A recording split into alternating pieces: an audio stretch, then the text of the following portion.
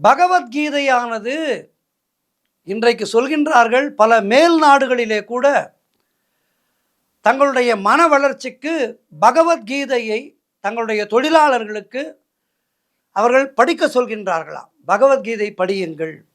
அவர்கள் இந்து மதத்தை சேர்ந்தவர்கள் அல்ல என்றாலும் பகவத்கீதை படியுங்கள், அது நம்முடைய தொழில் முன்னேற்றத்துக்கு மிகவும் உதவிகரமாக இருக்கின்றது.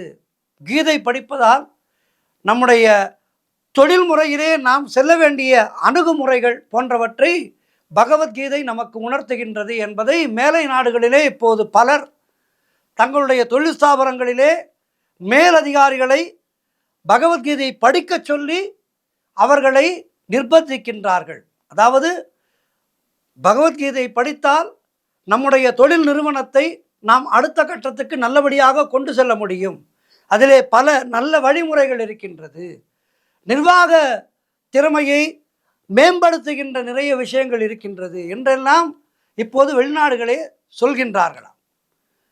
இதனை பல்லாயிரக்கணக்கான ஆண்டுகளுக்கு முன்பே தந்த நம்முடைய பாரத தேசமானது பெருமை கொள்ள வேண்டும்.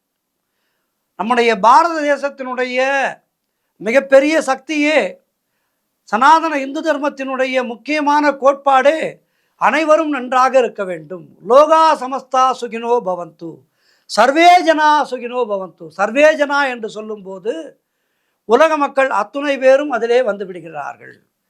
இந்து மத நம்பிக்கைகள் என்பது ஏதோ இந்துக்களுக்கானது மட்டுமல்ல.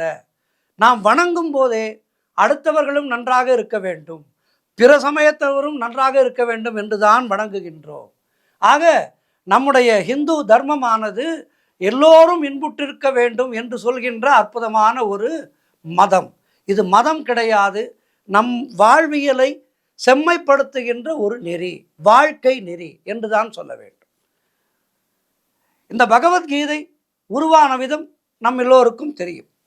மகாபாரத யுத்தத்திலே அர்ஜுனன் தன்னுடைய எதிரிலே இருப்பது அத்தனை பேரும் தன்னுடைய உறவினர்கள், சகோதரர்கள், இவர்களை எதிர்த்து நான் எப்படி போரிடுவேன் என்று மனக்லேசம் அடைந்தபோது கிருஷ்ண பரமாத்மா இந்த கீதையை உரைக்கின்றார். இது நம் எல்லோருக்கும் தெரியும்.